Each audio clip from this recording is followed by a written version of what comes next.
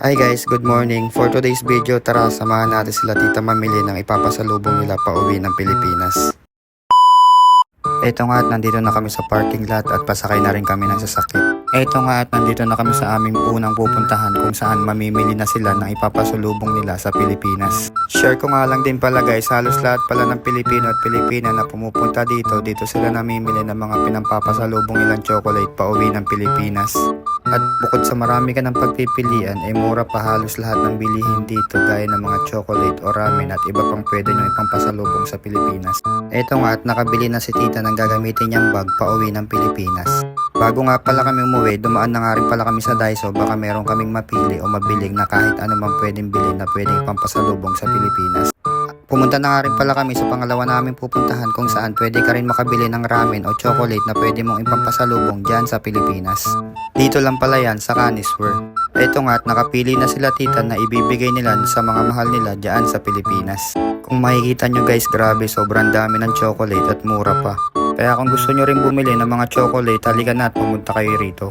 Grabe guys, kung makikita nyo halos kinulang yung isang basket sa mga chocolate at ramen na ipapasalubong nila pauwi ng Pinas. Nandito na nga rin pala kami sa cashier upang bayaran yung mga napamili. Eto nga pala yung total ng mga binili namin chocolate at ramen.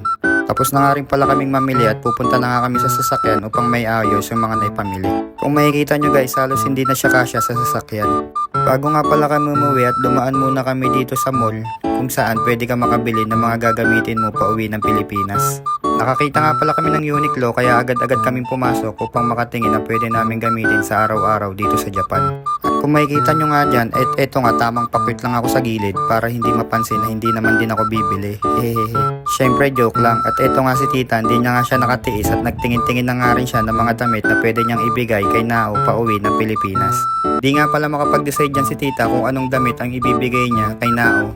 At sa mga magtatanong pala kung magkano ang presyo ng damit dito sa Uniqlo, huwag nyo nang alamin dahil medyo pricey din lahat.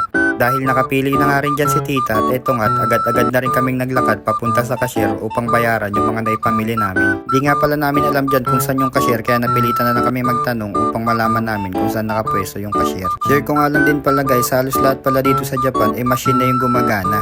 Dahil nga nakabayad na rin kami, agad-agad na nga kami pumunta sa parking lot kung saan nakaparking ang aming sasakyan. Dahil nga tanghali na rin at eto, dumaan nga muna kami sa McDo upang makakain ng aming tanghalian. Ito pala yung mga menu ng McDo dito sa Japan, halos walang rice. Ito nga pala yung mga na-order namin dito sa McDo. Tara at sabayan nyo kaming kumain.